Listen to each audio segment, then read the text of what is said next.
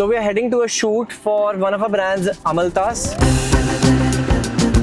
I'll break down the nitty-gritties it takes to build a clothing brand in India in 2026, from sourcing to production to building a brand to promoting it to the distribution. The reason why 90% of the clothing brands fail is because they don't have a clear-cut positioning, identity, target audience strategy in place. And no, launching an Indian ethnic women's wear brand is not a real positioning. The Indian ethnic wear and women's wear market is very crowded. Hundreds of brands they open, but do we remember all about them? Of course we don't. Oh hi, I'm Yogesh. I'm the founder of Simple Plan Media. We are an agency that specializes in end-to-end brand development. In the past 8 years, we have built over 300 plus brands, and we have worked with brands like Amaltas, so we know exactly how to scale clothing businesses and brands. Enough talk, let's get into the video. The first step of building a brand is figuring your niche out. Figuring your niche out is the single most important step that it can make or break your clothing brand. You need to figure out who exactly your target audience is, where are they buying from, who are you selling to, what is their age, what is their demography, what are the aspirations and goals in life. Once you have that figured, then you can define what are you solving for this particular category of people. Ethnic wear for women is not a niche. It's a universe in itself because there are a lot of ethnic wear brands and everyone is doing very different things. That is not a differentiator anymore. And that is exactly the opportunity and the cost. Ethnic wear is a 1.5 lakh crore market now in India. That just tells you the magnitude of this market. The three decisions that you need to make before you start anything are: where will you sell, who's your customer, and what's your product model. Where you sell becomes an important part for Indian clothing brands. You basically have two choices. Either you are selling in-store or you're selling direct to consumer through a website. Both experiences are very different from each other. If you have a D2C brand, then you have to put a lot of focus into the brand positioning, the strategy, how you are unique on the social media market, and how optimized your website is, how easy it is for the customers to order from your website, and how easy the return process, exchange process, all of that is. Sizing needs to be figured out. It needs to be very clearly laid out, and that's a different experience in itself. The second kind of experience is in-store experience. So generally, if you're optimizing for a brand like Amaltas, which is a bridal wear brand, you have to think about the in-store experience because India is a price-sensitive market and a sale that is generally in lakhs is rarely going to happen through a website. In this case, branding becomes important because that's how the customers feel associated with their brand, so that they can feel that luxury and the sense of personalization that your brand offers. For first-time founders, in-store experience can generally cost lakhs and lakhs of money because you have to set up a store, you have to beautify the store. D2C in this case does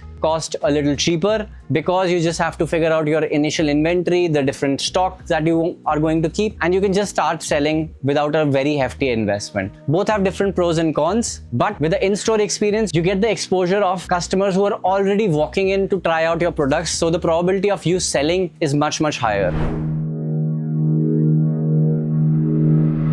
The next part is sourcing. There are multiple ways to source your products, but generally you can either go for a bulk cycle or you can do a limited stock. So if your brand embodies something that is handcrafted, artisan made, then you'll have to find artists that can do that handwork. Alternatively, there are a ton of markets in Surat, in Ahmedabad, a lot of different parts of the country where you can place your bulk orders and you can find your right production partner. There are a lot of factories that are spread across India. So a lot of different places will offer you a lot of different things. But when you're sourcing for clothes, finding the right production partner will be very important because you need to make sure that the quality is maintained in anything that you're doing. One tip is that you should have multiple different vendor relationships, at least 2 and 3 is my suggestion, so that you don't depend on just one. And even if an order fails, you can still get it done by some other vendor. So that is something that you have to follow. It also depends upon the kind of brand that you're building. If the kind of clothes that you are selling cannot be made through factories, then you'll probably have to set up your own warehouse. That is also a long and painful process. But for that, you have to find artists who can do handwork. It depends upon the kind of handwork that you're doing. There is zari work, there is gota patti work. So there are different kinds of artisanal expertise that are present in India. You have to figure out what is right for your brand and find a partner suitable accordingly. So now that you've figured what you're building, what your niche is, your price and product model, it's time to build a brand. Let's go on to set 2 to discuss branding next.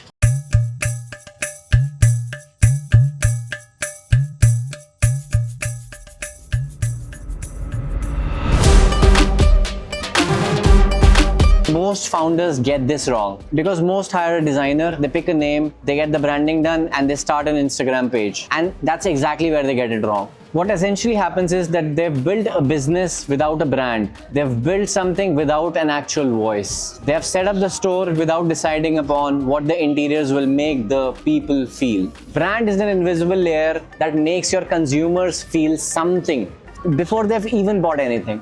It is why a woman screenshots your post at 11 p.m. It's why when a package arrives at a customer, she films the entire packaging experience without you asking for it. And it is why when someone walks into a store and they feel that this is just right for them. So let's build that and let's break that down. Before you design anything, you need to figure out what your positioning statement is. What do you stand for? Let's take Amaltas as an example.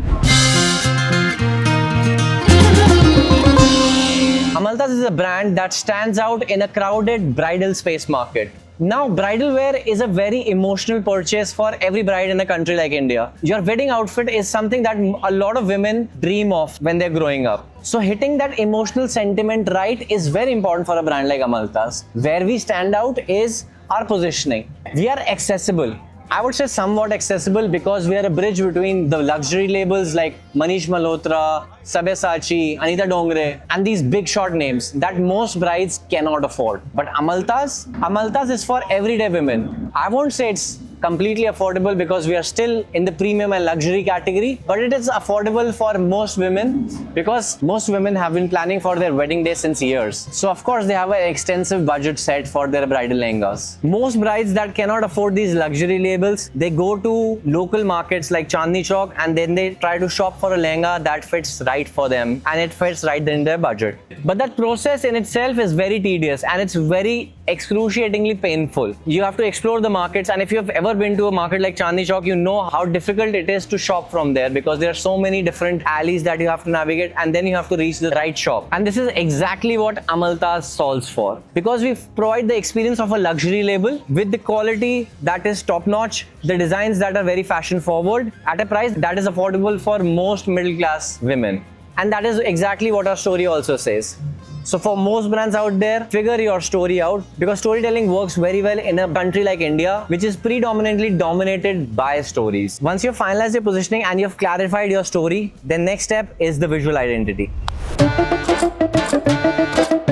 Most founders have already skipped the positioning and the storytelling step, and next up they skip the visual direction and they jump right onto a logo. Why that is a short way to fail is because when you design a logo independently without thinking about the complete visual direction, what it does is it creates a non-uniform experience through the different touch points of the brand. For example, the packaging looks very different, the website looks different, your social media posts look different, and your complete logo looks very different. For focus brands, you need a unified visual direction that is consistent across. This is exactly why art direction is important. In this step, we explore multiple different directions that a brand can take. Once we're on the same page with what we want the brand to look like, we commit to it so that all the design decisions are taken directly from this approved art direction. So if you're launching your first business, my recommendation would be that do the visual direction yourself. You can use a tool like Canva or any other mood board generator and finalize the overall mood of the brand. Once that is done, only then hire a freelancer or a visual designer or a logo designer. Once this brief is given to a logo designer, then your identity looks very consistent. Based upon what direction you have taken, whether it's an in-store experience or it's a D2C experience, the collaterals will be very different. For in-store experience, a lot of focus will be on the signage, the brochures, the business cards, and what the overall aesthetics of the store looks like. For a D2C brands, the collateral will be a little different. Your major focus will be the social media post, the packaging, because that's the only physical thing that is reaching your end consumers. So a good packaging experience could be that your package could be very different than anyone else out there. You could have a very good thank you note. You could have a personalized sticker card along with your packaging. That's an experience that does create some personalization for the end consumers. By the end of this step, you have a consolidated identity deck along with all your collaterals in a uniform manner and your brand looks focused. Once this step is done, you have to figure out the second most important thing, which is the photography and the videography. The references for this will also come from the art direction that you have logged in. Based upon the brand that you've decided to pick, either you'll have to go quirky or luxury based upon the positioning that you have finalized. Our entire play is that we do give a very luxury experience to all our consumers. And that is why we have these detailed shoots where the focus is the outfits and how the brides can look when they decide to go with Amaltas. So all the aesthetics, even the visual identity that you see, our website you see, to the social media that you see, will be very consistent to this approach. We want to give that luxury experience. We want the brides to feel special, which is why most of the consumers that do come to us, they want to buy from Amaltas because it makes them feel good. Now that the look and feel is locked in, the next step is to decide where your brand has to be placed. So beautiful. You'll either have a local storefront or you'll have a D2C website. You'll have to figure out the experience, and in both the cases, it needs to be consistent with what your brand positioning talks about. In case of Amaltas, since we're dealing with brides and this is a very personal decision for the brides and that's the experience we're solving, we have to make sure that the online presence is only there so that the brides can feel good and they can select the different ranges that we have. But the actual buying experience will happen on the store, and that's where we optimize the most. When a bride books an appointment, they come to the store, which is where the experience needs to be consistent. They always are greeted by someone, and it's a very informal, friendly discussion. Parallelly, if you're doing D2C, then you have to make sure that your website does stand out. If there is a positioning that talks about ethically sourced materials, then your website also needs to reflect that. You can't be just selling.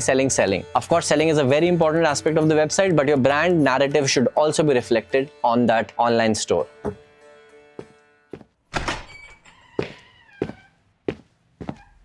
Let's talk about distribution, because that's what you're missing now.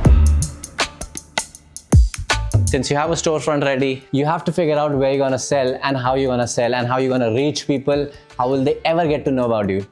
Distribution is one of those steps that can make or break whatever you have done until now. If you don't reach the right audience, your brand might as well just fail. So how do you figure out where to reach and who to reach? Based upon the personas that you've defined in step 1, you'll have to figure out the right platforms to reach them. The first step for distribution in 2026 is always social media. For this, you have to build a content first system. The predominant platforms for us is Pinterest and Instagram. And if you have the budget and you have the expertise to make videos, then YouTube is the third best platform to create content on. Now, what you have to figure out is how can you create a story first content. You have to show the real nitty-gritties of what it took you to build this clothing brand, how you found the production, where the cloth is coming from, who's tailoring them, how you're customizing them, what is the experience that you're trying to sell, and the challenges that you're facing on a day-to-day basis. Because people don't care about clothing brands anymore. There are a ton of clothing brands out there. People will buy into your story, and that story needs to be very transparently told through social media platforms. Consistency will be the single biggest lever here. When I say consistency, I mean it in terms of posting and in terms of maintaining your brand. The second factor in launching an Indian ethnic clothing brand would be influencers. Influencer scouting and seeding is very important for a brand in 2026 to generate that initial trust. You're competing with local shops that have been selling to the same person for the last 20 years. If you have to get in between that, you have to build your own trust. That happens through influencers and always selecting the right influencers, not any random influencers. And the number one suggestion here is, while briefing the influencers, you always have to tell them about the story that you're trying to sell. Salesy content hardly ever sells in 2026. No one wants to know about the new outfit that you have just launched a specific price. No one cares. Tell people what this outfit will do for them, or place it in a context that they otherwise wouldn't expect. Selecting the right influencers is also very important. If your brand is about ethical sourcing, then you cannot pick an influencer that does not talk about that. And the last point in distribution is generally ads. Since most of you watching this video are launching a new brand, my suggestion is do not run ads until you have figured out your distribution and you have built a loyal community through organic content, which constantly interact with you, who constantly want to try your products, and the initial product market validation is also coming in. Once you have sold the initial 1,000 pieces, then sure, you can think about ads. But again, my suggestion would be to scale up on the organic content rather than focusing on ads. Ads are generally relevant for brands that people already know about, so that it can be given a final push, but not in your case. And to sum it all up, what we have to do is first pick your niche. Once you've identified your niche and you know what you're essentially solving and who you're solving for, once you have a clear positioning with a clear story in mind, then go to a visual direction. Once you have figured out what your visual direction is going to be like, what the look and feel of your brand will be like, then get into the visual identity. This is where you design the logo, the collaterals, the packaging, the store experience, everything is defined here based upon the art direction that is finalized. The fifth step is to figure out your photography and videography. You cannot rely on AI. So you have to get your initial photo shoots done. If it's a luxury brand, then it will be as detailed as the shoot we are on today. If it's not a luxury label, then you can just have a simple photo shoot done in a studio. Then finally, when the entire brand is built, then you have to figure out the distribution.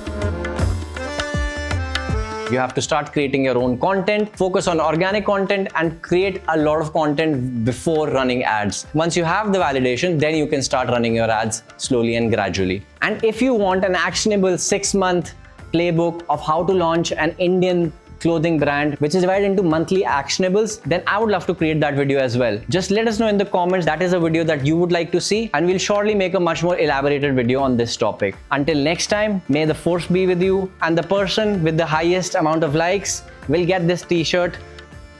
Bolo branding? Nahi kya? Bolo pencil? Buri branding cancel.